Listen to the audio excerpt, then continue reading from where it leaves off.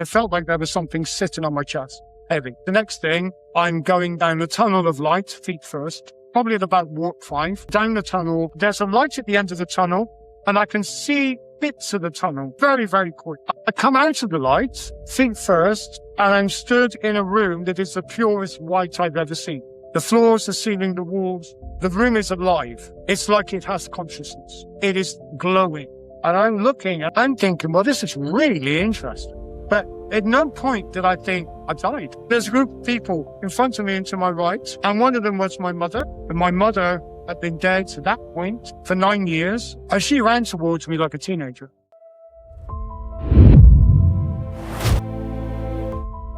My near-death experience was, which was in October 2018. My life was, I guess, kind of normal. I mean, it was busy. It was very up and down. There was a lot going on. It maybe wasn't as routine as other lives, but the spirituality aspect of my life was very strong. And that had begun really when I was a child. I grew up in a large city in the west of England called Bristol, which is where the kind of pirate accent comes from.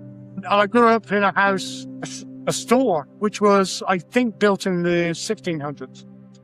And I was around 7, and I started to experience paranormal activity. I become ill, and I had meningitis, and they didn't think I was going to make it. And they were about to cart me off to hospital in an ambulance, and I just suddenly got better, which was very, very odd and weird. And the doctor said words to that effect. He's a weird one. He's not wrong. And then after that, I started to experience oddness in my room. And we had a very old cellar and a storeroom on the ground floor. And I would experience what I thought was rats initially, because we had massive rats, the size of small dogs, huge things. And I thought it was the rats, but then they started whistling. And then they started singing, and then they started walking up the stairs through a locked door. And I thought, well, that's not very rat-like behavior. Those are some clever rats. But then it turned out that it was an old gentleman who used to walk up the stairs, and my bedroom was the only bedroom on the first floor. My parents were upstairs, and he would walk up, stand outside my door, rattle the door, and I'll walk in and sit on my bed, by which time I was under several layers of clothing and not coming out.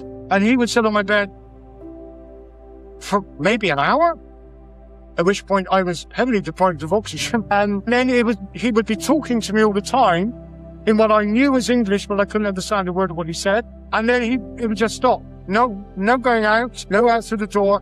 It would just go quiet. And eventually I would have to come out because of the air, and there'd be nobody there. And this went on night after night after night for, I can't remember how long, weeks, I think, possibly even months. And it kind of got weirder from there. I've just always been kind of open to that kind of thing. But I'm very curious and inquisitive and highly skeptical and very analytical. So my first task was to go to the library, get out every paranormal book I could find, research it, because I wanted to know that had anybody else experienced this, or was it me? Is it my problem? Am I losing the plot? And I very quickly got into paranormal research when I was about 7 or 8 because of that. And that kind of carried on a little bit. And then I left it alone. I didn't want it in my teenage years. So I went more into weird stuff like ufology, cryptozoology, kind of mysteries, that sort of thing. The Bermuda Triangle, blah, blah, blah. And then when I got into my 20s, I decided with a friend, I met up with a school friend I hadn't seen for 10 years in Bristol. And we decided to explore faith. And so we went to every single religious outlet in the city, which was a lot. And we tried every single religious denomination, because I guess we were looking for answers. We were 21, 22. We were looking for the truth. And the last church we did was the Spiritualist church, which I was aware of. I had been aware of because my mother did like to go to the Spiritualist church. And at that time we had about 20 of them in Bristol. And that was the one, aside from the Quakers, which I absolutely love as well. The Spiritualist church kind of gave us, I guess, more answers, maybe to our thinking. Because we were fascinated with what happens when we die. We find most religions kind of don't deal with that. And then after that, it's not what we were looking for. We were looking for, well, let's find some concrete answers. So then the research turned to spiritualism and the spiritualist history, which, is 175 years old now-ish. And we just started getting deeper into it. And then we had a weird experience one day where we went to a church and 3 middle-aged ladies came up to us after the service with me and my friend, and they said, "Is one of you called Andrew?" And my friend, who was called Andrew, said yes. And we're like, okay, what's going on here? And they said, we're starting something up. Would you like to come and join us? And I'm thinking, I'm not sure. Well, and he was like, oh, yeah, we'd love to do it. He didn't ask what it was. And they just said, oh, it's to do with spiritual development. And I thought, so, they said, in a week, come and see us. And in a week, I'm saying to him, what if we go there? And then like a day later, we wake up handcuffed on a boat in the middle of the Indian Ocean. With me going, I told you so. But the group was actually what we call here in England, in the UK, a closed circle. And a circle is a development group and a closed circle is where you have the same people going every week. You know who is going. And so you get the chance to work together as a group and to develop as a group. And I sat in that we're 1985 now. And I sat in that, and the first time I sat, Lena, it was like being on a roller coaster. I couldn't believe what I was feeling. We sat for an hour in the dark, no music. And as soon as I closed my eyes, it was like I was picked up out of my body. I was on a roll. I was going up, I was going down. I was tall, I was short. I was this way, I was that way. Colors, faces. And at the end of the hour, I was literally like a cold sweat. And I said, wow, that is incredible. And they said, would you like to come back? And I said, oh, yeah, because I want to know what this is. I'm curious by nature. It must have been the right time because I developed quite quickly, but I developed as a healer. I was healing in churches around 86. And then in 87, my mentor came to me, who I trusted immensely, and said, it's time for you to go onto the church platform to be a medium. And I'd never given a message. I'd never done anything like that. I'd been a healer. Or I got inspiration through me to give words to other people, to speak. But I trusted her, and I went there, and I did it, and I worked in churches for quite a few years after that. And it was something that, is loved because the learning curve was just phenomenal. But you're building that development, that link between you and your spirit team, your spirit guides. And I loved it, and I'm still working in the healing. And then prior to my NDE in 2018, I've been through a lot materially, not a lot of it good. And I was kind of having a quiet period with the spirituality. I was not doing anything at all, I don't think. I hadn't done anything for a few years. Because I was too busy focusing on day-to-day life, which was highly stressful. And I have to do maths now. I was 55? Yes, I was. I was 55. And I had a bit of a midlife crisis, and I couldn't afford a Harley Davidson. So I said to my wife, what do I need to do? I need to do something. And she said, well, what do you want to do? And I think being older, you kind of look back and you think, oh, I wish I'd done that. And when I was younger, I had a natural ability for sport. And I never capitalized on it, never utilized it in the slightest. And I just said, I know, I'll be a soccer coach or a football coach. And I chose one of the hottest years. And I went out and I tried to keep up with 17-year-olds in 36-degree heat, which in hindsight probably wasn't my finest moment of intellectual thinking. But I've been diabetic since 2008. And my wife noticed, after a few sessions, she noticed I had a small hole in my foot, which I couldn't feel. And she said, we need to look at that. So I went to the doctors, and unfortunately, it got misdiagnosed, and it wasn't treated very well. And I was basically told to go away and stop being a nuisance. And then it started really not being very well and going black. And so I went back again, and I said, I think there's something wrong. And again, sadly, it was misdiagnosed. I think they stuffed it with seaweed or something, because obviously we live in the 17th century. And I was told to go away and stop being a nuisance. And then a week later, I was rushed into hospital because things weren't very good at all. And by the time I got to hospital, I went to one hospital, the closest, and they said, you're dying. You need to go to a hospital 5 miles north, because if you stay here, you'll be dead inside an hour or something dramatic like that. So my wife did a Sarsfield Hunch and drove me all the way there at breakneck speed. But again, by the time I got there, it was very evident that I was full of sepsis, blood poisoning, and my foot was black. I'd always been stupidly healthy till 55. I'd never stayed in hospital for anything. And I said, well, can you give me some tablets and then I can go home? And they said, no, you need to stay. And they took me for an x-ray, and then they came back, and I could tell by their faces that something was wrong. And they said, you're in trouble. We need to send you for an operation now. And I was wheeled down to surgery, and effectively they amputated half of my foot. So they took off 3 of my toes and essentially went into my foot and took out the insides. So if anyone's watching who's having a dinner, I'm really sorry. But my foot was like a cup, basically. So my foot was hollow. So I had some toes at the top, which didn't do anything. I had a tendon that was doing that. had some bones that were kind of in the right place, but kind of weren't. Some had broken completely. And this hollow thing. But the blackness was still going, it was up to my ankle and going up my leg. And they said, well, it looks like we've got rid of some of it, or most of it, but there's still some there. And I said, is that serious? Because these are the kind of things you ask in the hospital when you're stupid. And they said, yes, if it goes over your knee, that's it.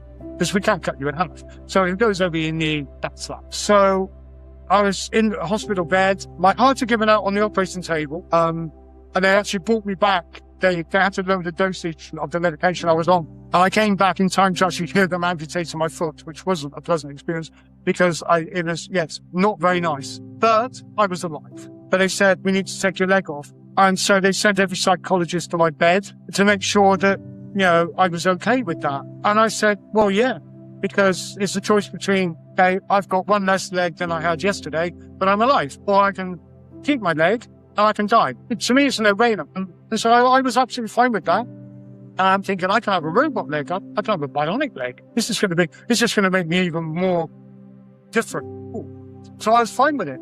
And they scheduled the surgery for 9 o'clock the following morning. And I didn't realize in hospital, Anita, that when they think you're going to die, they wake you up every hour. Because they want to make sure that you're still there. So they kept waking me up and jabbing me and so, this is a jab for this and this is your engineer, blah, blah, blah. And they woke me up at 5 o'clock in the morning. And they said, are you still with us? And I said, yes. And I didn't feel right. Something wasn't right. I had pains in my chest. And I'm British and I don't like to make a fuss. So there's a buzzer by the side of my bed. But I'm thinking, well, I don't want to ring that because the poor nurses on night duty, they don't want to come and see me. But it got worse and worse and worse and worse. And it felt like there was something sitting on my chest, heavy. And I thought, oh, wow, I'm going to have to make a hullabaloo. I'm going to have to make a fuss. And I leaned over to press the button to get the nurse. And I must have fallen back onto my bed. Because the next thing, I'm going down the tunnel of light, feet first. Probably at about warp 5. And I'm going down the tunnel and I'm looking at my foot and thinking, oh, that's what it used to look like. Because it's 44. There's a light at the end of the tunnel and I can see bits of the tunnel. It's been like going down a road tunnel, but very, very quick. And I'm just taking it all in because it's stimuli. Oh, that's interesting. Oh, that's pretty. Oh, there's a big light there. And I come out of the light, feet first, and I'm stood in a room that is the purest white I've ever seen. The floors, the ceiling, the walls, the room is alive. It's like it has consciousness. It is glowing. And I'm looking, and again, it hasn't really sunk in. I'm thinking, well, this is really interesting. But at no point did I think, oh, I died. Even though I've researched loads about, tunnel of light, all this kind of stuff. And I'm stood there and I'm looking around and I'm thinking, well, this is interesting. And there's a group of people in front of me and to my right. And one of them was my mother and one of them was my father-in-law. And my mother had been dead to that point, maths again, for 9 years and my father-in-law for 13 years. And my mother at the end of her life, Melina, she was confined to a bed. And she had dementia. She had a whole variety of issues. She didn't know who she was. She couldn't walk. That was her life. And she passed at 84. And she ran towards me like a teenager. And I'm thinking, well, and again, it's weird because my brain's functioning at a very high level. It's like data of Star Trek. I'm taking in all these different stimuli and my brain's look at that. And then here comes my mother running towards me like a teenager with father-in-law dutifully following on behind. And my mother starts talking to me. And my mother spoke like a Gatling gun, like a machine gun. I can see her mouth going up and down. And I'm still not kind of taking this in. Oh, it's lovely to see you, my love. Wait till you go through the door. Heaven is, wait. And she starts to talk to me about what heaven is like. You should see the singing flowers, the talking animals, the colors like you've never seen. The flower. Oh, you won't believe it. Oh, you won't believe it. And I'm looking at her and I'm thinking, it's slowly starting to dawn in my very, slow dim candlelight bowl. And that's what that tunnel was. And she's talking to me and I'm fascinated and I can see a door in the wall, very thin outline of a door. And I know if I go through that door, I'm not coming back to it. Okay, that's another thing to take on. That's another stimuli. Still listening to mother going, the mouth is still going. Father-in-law knows when to stay quiet, and he's doing so. He smiles at me and nods, and all right, she's not changed, that's your mother. But now, the process is I'm kind of having a internal self-review of my life. And I find I'm doing that. And I'm going back through my life. Okay, I've got married. I've had kids. I've had interesting jobs. I've done this. I've seen that. I went over there. I did that. And then I get to my creativity. And it's, you haven't done 2% of what you should have done. I love to write. I've been writing since I was a child. I've been playing musical instruments since I was 6 or 7. I've had multiple opportunities to do things with them. Have I? Not really, no. And I got really cross with myself. I got really angry with myself. Not with anybody else, but with me. Oh, I'd let myself down. I've not fulfilled my role. I could have done so many things. Why didn't I do that in 1997? Why didn't I do that in 1984? Why? And I've beaten myself up. And my mother realizes now that I must have zoned out because I'm not even listening to her. I could just hear the voice go. And she said, well, as usual, you're not listening to me. Maybe you'll listen to him. And I'm thinking, father-in-law? No, he's not going to say anything. Who's him? Another point, Melina, the door opens and a man can walk through. Now, I'm not religious. I'm not a Christian. But if I had been a Christian, if I was a Christian, I would have said that man was Jesus of Nazareth, the Christ Spirit, because that man emanated pure love, unconditional love. He glowed with love, compassion, empathy, not a trace of judgment, not a single sound of judgment, love. And he walked up to me and he looked at me and he said, why are you here? And I thought, well, that's a good question. I phoned a friend. I would really like to know. I said, I don't know. And he said, what do you want to do? The weird thing here, Melina, also, my mother's mouth, yabbity yabbity, him, purely mental telepathic, no movement of the lips. But I could hear his voice in my head, a lovely deep voice. And he had the most amazing eyes that were incredible. I'm staring into his eyes. And I started getting angry at myself again. And he puts his hand on my shoulder and I calm down immediately. And every time I get cross with myself or angry with myself, it's fine. Okay, sorry. But he says, what do you want to do? And I said, I don't know. And he says, well, think about it. And I said, but I've not achieved what I want to achieve. I've not done what I want to do. I should have done more for humanity. I should have done more for society. I should have done more in the community. I should have been a better servant. You know, I had the understanding. I've got the vocabulary, the brain, the whatever. I could have done this, that, A, B, C, D, all the way down to Z. And he said, what do you want to do, Kevin? And I said, I think I need to go back. I've stuffed, there's things I need to do. He said, are you sure? I said, yes, I'm sure. And I meant it. And at that point, I woke up in my hospital bed. And about 10 to 15 minutes of Earth time had passed. Now, bear in mind, the blackness has got up to my shin. Prior to this, it was just around my shin. So we got about 6 inches. We get to the knee. I'm toast. I'm led in my hospital bed. And I've got a ring around me. It feels like a ring donut. It's around my solar plexus, I would say. And at the time, I was working as what we call a distance healer. I was working for an online healing group where we gave out free healing globally every week. And we had about 1,000 healers, and we would get maybe 200 requests per group. I was a group leader, and then I would divvy them out with the healers in the group, about 20 of us. And we would send healing or prayers out to those people, maybe in India or Canada or wherever, you know. And it was just to give them positive energy. And so my wife had gone online. I'd not been well enough to go online, not onto Facebook. And my wife had said, because she'd been told that I was dying, she's had that awful phone call. You need to come in quick. He's fading fast. So her and eldest daughter rushed to the hospital, but they missed me. I was down in surgery.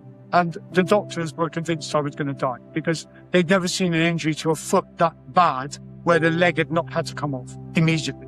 They were thinking, and I was very poor with the sepsis. I was very, very ill. But I felt different. There was this energy around me. And it felt like healing. And I wasn't aware that my wife had gone to the healing website, and I had 1,000 people praying for me. And then I had another 500 on Facebook or more. So I had 1,500 to 2,000 people praying for me at that moment. Catholics, Protestants, atheists, Sikhs, Hindus, socialists. Doesn't matter. Doesn't matter at all. They were sending their prayers, their love, their best wishes. And that it's all the same energy to me. And I can feel this around me. And I'm thinking, well, this is very old. This has been a very old evening. By now it's 5:15 in the mornings. A voice in my head said, everything's going to be fine. Everything's going to be okay. And I thought, okay. But now I've got nearly 4 hours to wait till the amputation. I'm going to have my leg off. So I'm sat there and I'm talking to my leg about all the good times we've had and blah, blah, blah. And I'm thinking about my robot leg and what colour it will be and what I can stick on it and all this kind of stuff and how I can freak people out by going, look at that. And all this kind of thing. And I've got nearly 4 hours to think about it. And it was a long 4 hours. 9 o'clock, the surgeon who saved my life came in, and he was very blunt. And I think I was very blunt at the time, because you become matter of fact when it's life or death, don't you? There's no grey area. Am I going to live? Am I going to die? Are you going to cut my leg off? Am I going to have a robot leg or not? So he said, morning, Kev. Are you ready for the amputation, mate? And all this kind of stuff. And I went, yeah. Yes, I am, Mr. Poskis. Yes, I am. He said, are you fine with it? You talked to the psychologist? Yes, I talked to the psychologist, sir. And he said, great. And a nurse came in, who I'd not seen before. She'd been on vacation, holiday.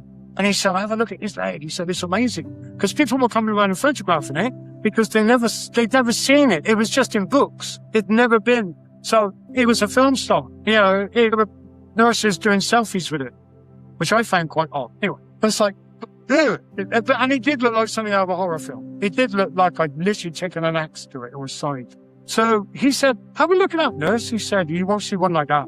So she starts unraveling the bandages, all red and gooey and horrible. And she gets down to the foot bit, and she's looking at it like that. And I thought, yeah, you don't see one like that. And she went, doctor, can you come here a moment? And he said, he said, I've seen it. I did the surgery. She said, no, can you come here, please? Now that's piqued my interest, Melina, because I'm thinking, what the hell's going on down there? Have I got a horse's hoof? Is it an alien probe? What's going on here? And I voiced that opinion in so many words. Could you please tell me what's going on down there? What words to that general effect? And he came over and he swore. And I thought, well, that can't be good. And I said, could you please let me in? He said, look for yourself. And I said, no, I don't want to look at it. I saw it yesterday. It's violent. It really was. And he said, Kevin, look at your blinking foot. But he didn't say blinking. He said, look at your foot now. I looked at it, Melina, and it was as pink as a baby's bottom. All trace of sepsis, gone. Everything, all gone. Pink as a baby's butt. And he said, well, how did that happen? And I thought, well, one of us is the doctor, and it ain't me. I'm pretty sure I don't have a PhD. I said, well, you tell me. And his mouth opened and closed a few times. And he looked at the nurse, and the nurse looked at him, and they both looked at me. And then they looked at the pile of books I had by my bedside cabinet, which were mostly about death, dying, spiritualism, God, life after death, magic. And I'm thinking, well, I've got a blinking good idea what's happened here, but I don't know. But I'm not going to tell you. And he said, well, the human body's a wonderful thing, isn't it, Kevin? And walked away. And he said, oh, by the way, the amputation is now cancelled because there's no reason for it. But so I'm now left with a cut foot, a hollow cut. And they said, well, obviously it's not going to heal itself. There's nothing there. There's no matter in the middle to knit together. So plastic surgery. So you'll be in hospital for about a month, and then we'll send you off to another hospital in Bristol. They'll fit it with plastic, and we'll go from there. Okay, all right. And I said, well, won't it heal by itself? And they went, no, there's no way. A week later, it starts healing by itself. And they go, well, how's that happening? And I said, again, I'm not a GP. I'm not a doctor. I don't have a PhD. And they said, well, these things are weird, but it could take 9 years for that to be, or 7 years, or years going down the line before it fully, took 3 weeks. Took 3 weeks. Filled itself all the way up. The toes didn't grow back, which would have been great, right? But it just filled itself back up again. And every day the nurses would come in and they'd measure it with a tape measure. And they go, you've got that much more on your foot today. How is this happening? I'm the patient here. The only one who understood me, Melina, was a hospital chaplain who came back. And she was a trained medic herself. And I went to another hospital to recuperate for 2 weeks and a bit. And she knocked on the door one day and said, hello, can I come in? And I said, yes. And she said, I'm the hospital chaplain. We shut the thing on. And I said, oh, lovely. Nice to meet you. She said, are you religious? And I said, no. She said, do you believe in God? And I said, oh, yes. Oh, yes. Always have them. And she said, well, I've seen your notes. Could we talk about the unconditional divine healing love of God's power? And I went, wow, yeah. And we sat and we prayed for about an hour and a half. We held hands. We talked. And she said, you shouldn't be here. You should be dead. And you should definitely have one less leg than you do now. You should be a flamingo. But she got it. She absolutely got it and understood it. And she said, isn't divine healing an amazing thing? And she said, I'm not talking religiously here. I'm talking just in general. Isn't it, you can find it in every faith. You can find it in every aspect. And I said, yeah, it is. I didn't go into depth I didn't tell her about my ND. I thought it might be a step too far. I didn't tell her about what I'd experienced or the ring around me or anything else. But she knew that I'd had sepsis up to my shin bone, and then I hadn't, because it just gone. And it just gone. Because it was there. When they came to check at me at 5 a.m, it was still there. But at 9 in the morning, it wasn't. It somehow done whatever it did, but it couldn't be explained away. But I still have issues with the foot. There's a tiny little hole where they went in with a scalpel initially that's given me a lot of trouble. And I do have to have a little bit more surgery on it because the bones in my foot are starting to break down. Because it's been 7 years, and I had to learn to walk again on my heel. And that's caused problems in other parts of my leg. So I have to have my bones polished. That sounds weird. But they have to open up my foot, polish my bones, put it back together again. Which is, I'm really looking forward to that one. Because otherwise the bones are going to crumble away. Because so much damage was done with the sepsis, and some of the bones just were removed or they just crumbled away over time. But I'm still here, and life has changed dramatically, probably more in the last 7 years than it has in the previous 55. So it's made me a different person. I think differently. I have much more connection, obviously, now with people like yourself who've had near-death experiences. And we set up groups where we just sit and chat and we talk and we share our experiences. And we say, isn't it wonderful? Aren't we lucky to have experienced something? A, we're lucky to be alive. B, life is precious and fragile, and every day should be special. And C, wow, what did you experience? What did you experience? Well, I saw this. And no two experiences are the same. I've done a lot of research into near-death experiences. This is the other thing. Because had you're about to have a near-death experience, what's going to happen to you? It would have been completely different. My version would have been, I'd have had the tunnel, because that's pretty stereotypical in a lot of cases. But I always see myself when I go over to meditate, I'm usually in a field full of animals. I'm usually in a forest, or I'm sat by water, or I would have thought, well, I'd have gone over, I'd have seen my mother, I'd have seen my father, I'd have seen some friends I'd lost. But I'd have been with flowers or in a nature setting. They'd go into a white room. I'd never heard of a white room. But only when I did one of these about 3 years ago, somebody came in the comments and said, I've been in that white room. I know exactly what you mean. And I said, oh, wow. I'd never heard of it before. In all the books I'd researched, I'd never heard of this weird, white, glowing, alive room that was just incredible, absolutely incredible. But I'd never heard of it. So it's been lovely to kind of share with other people and to listen to their experiences. And that adds to my learning. And it is just a wonderful sharing experience. And it's lovely to do things like this because hopefully, it gives people the hope that life goes on beyond physical death. It gives people the hope that, what heaven is like, or what the spirit would, or whatever you want to call it, nirvana, utopia, it's just peace. And all I can bring back from that wonderful room with that wonderful being of light, compassion, empathy, love, peace, calm, tranquility, knowledge, wisdom, and I am myself, and every other living thing is precious and special and unique, that we're all connected.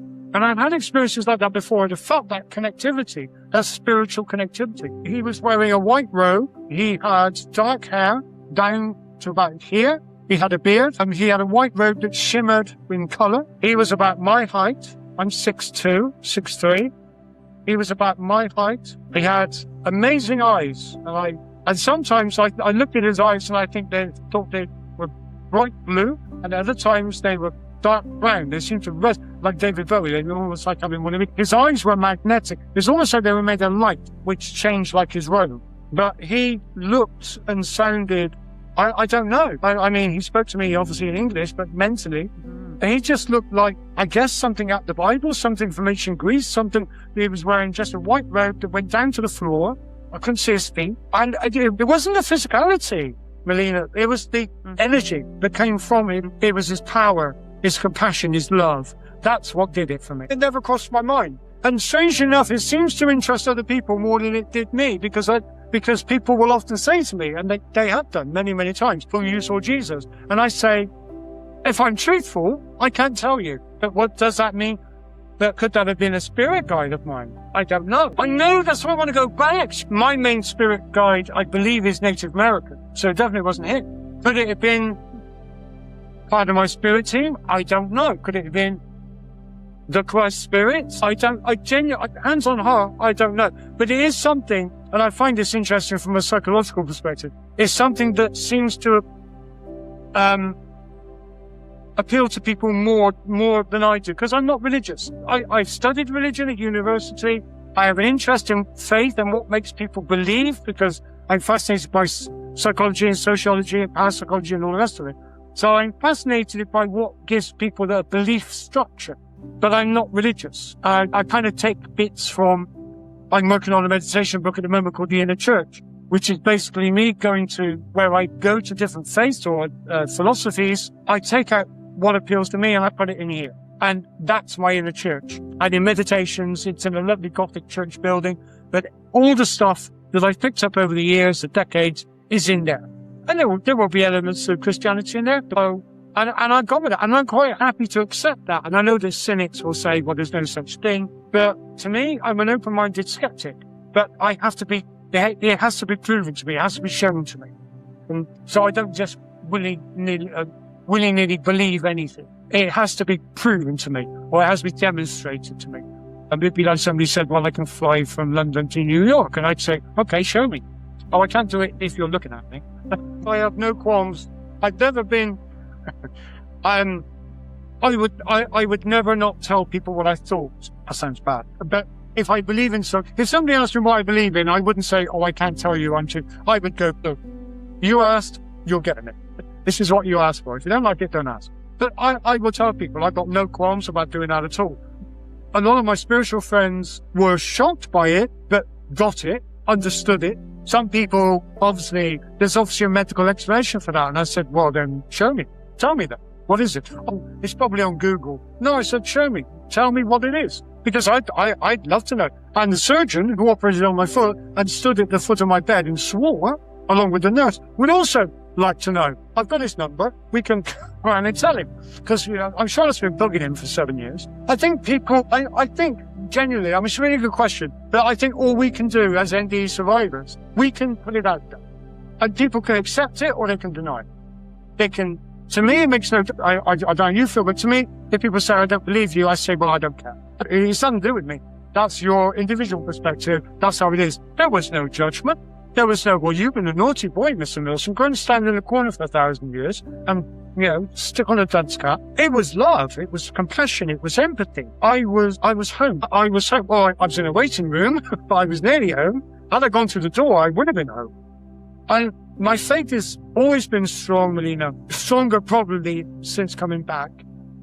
But more curious. And again, this is why I love talking to people who have survived, who have had near-death experiences. Because it piques your curiosity, doesn't it? It makes you want to... It certainly does, yes. Yeah. And I love that. And I love those discussions with people that are always very bright, very open, very positive, very personal. Some people saw a figure like I did, or you did, and went, I saw Jesus. I don't judge them on that. I don't, I don't assume on that. If that's their interpretation, that's their interpretation. I knew that door was and again, this I have encountered in many accounts of NDEs. A lot of them have a kind of a barrier, and it could be a bridge over a river, or it could be a door. In my case, it was a door in the wall, very, very thin cut door in the wall with light behind the door, and like a yellowy light actually. I don't think of it.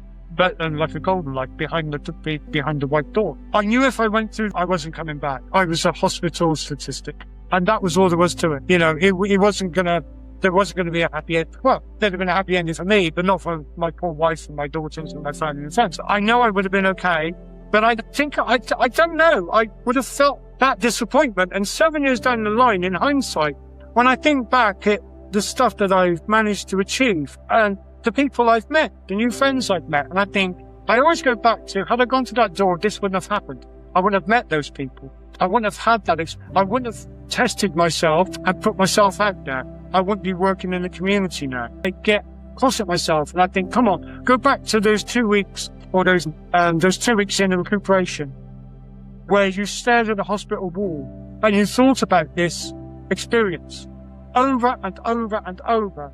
And you made that promise and you made this promise and you made that. And no, I've not done all of them, but I've done a lot of them. I've done more than I would have done had I got, had I not had the near-death experience. I think I'd have just carried on drifting because I would never have the confidence to believe in me. Who's going to read my writing? I'm not William Shakespeare. I'm not Charles Dickens. Who's going to read my crap?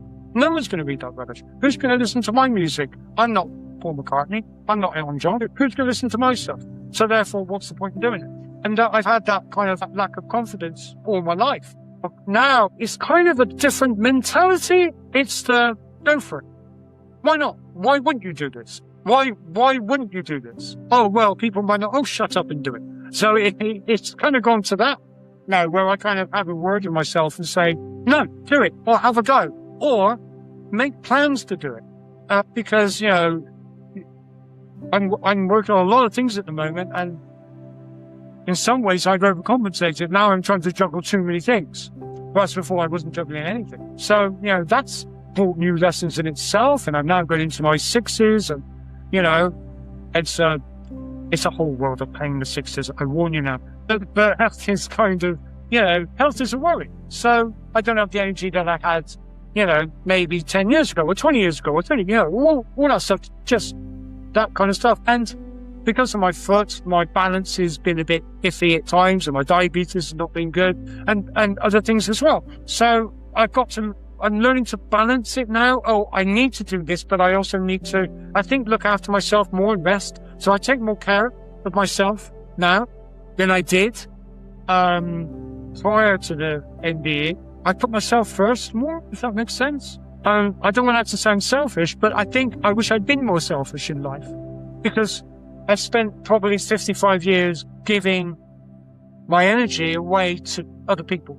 And that was my life's mantra. And it didn't do me an awful lot of good. But I thought that's what you had to do. I thought that's what spiritual was being. Oh, you need this. I'll give you everything I have. And yeah, I did it. And then you end up with nothing, and you think, strange one. How did that work out? I now probably on really good days, I am driven to do things. And on bad days, I rest. On days with poor mental health or poor physical health, I actually give in and I go, okay, my body needs this. My brain needs this. I might have 25 years left of life. But to me, what I felt was in spirit, that was like that. So I think it felt like the time structure was different. I almost felt like time had kind of stopped there. And it's just a feeling that I had, and just an intuitive feeling that I had while I was there. So, you know, 25 years, if my mother wants to see me, I'm sure it won't take as long as it will for me to get there, to get to that door. And next time I am going to the door, I'm sprinting, I'm kicking the door in, I'm breaking it down, I'm sprinting, because I want to see the singing animals, and I want to see the dancing flowers and the talking flowers, and I want to see the colors that I can only imagine in my head, and I want to feel the love, and I want to go flying through the sky, and all that stuff. But isn't it lovely to know that we've got that to come? Well, yeah, but you know, there is a higher, deeper purpose here. We went through that to come back and to share it. There's no point sitting on that information. But I'm sure that, you know, years ago, when maybe society was a bit more reserved, people would have had this and thought, selling a soul, because they would have got locked up. You know, they'd have got locked up. You know, I think it's a more open society now. I think, especially with the internet, maybe too open at times, but it's certainly very open and very, you know, freeing to be able to come on and share this. You know, and now I want to know about your NDE, and I want you know, and I want to now go and read books on this and books on that and stuff like that, because it just inspires me. It inspires me to learn more. And at the end of the day, if we're not here to learn, then why are we here? Personally, and again, my personal opinion, the meaning of life is growth and development, personal growth, personal development, and to become closer to the godlike. I'm a numerologist. I started studying numerology late 80s. Thought it was the biggest load of trouble I've ever heard. Got into it, started doing chart, and been curious about it ever since. Much the same as other folk are. And within numerology, it's exactly the same. It's about growth, personal learning. Because in numerology, you see where you come in, it's a bit like a D&D game where you create a character and they come in with these attributes: strength, wisdom, knowledge, dexterity. But numerology gives us those at what point do we come in at birth? What do we come in with? And then takes us through the lessons that we have to learn in life. And why are we doing that? Why are we learning? Why are we here? And so it's made me think very sideways on that, and kind of, for me, personal development, personal growth, I think to shine our light, find our inner light, A, to find that inner light, and B, to shine it out into the world.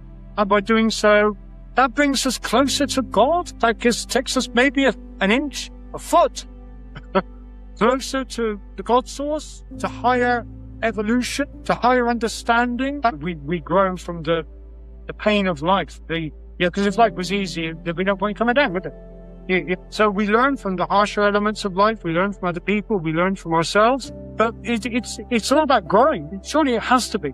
It's certainly not about paying tax. I went away from the mediumship a little bit, and I thought, I've got holes in my learning. I've got gaps in my learning. Excuse me. So I did a load of study courses and studied different aspects, hypnotherapy, anything to do with the brain, CBT.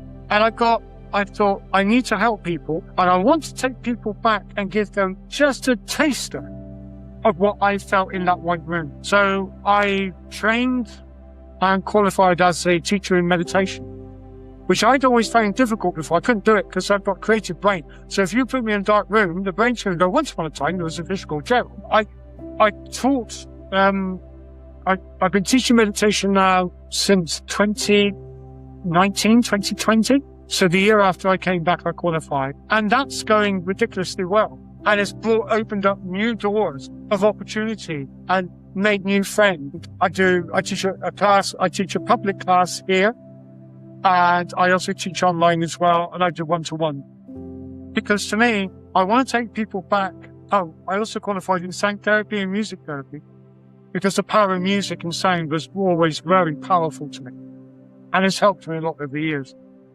And I wanted to find out what it was all about. So I qualified as a sound therapist. And then I now combine that with the meditation. And we're looking at chakras and frequencies and vibrations and all this kind of stuff to affect different parts of the body. We use it for healing as well. We both work in spiritual healing, me and my wife. But with the meditation, I try to take people away to a point of peace and calm, which I guess emulates, or roughly emulates, maybe only 5%, that feeling in the white room, that love, that divine love, that universal love and empathy and compassion.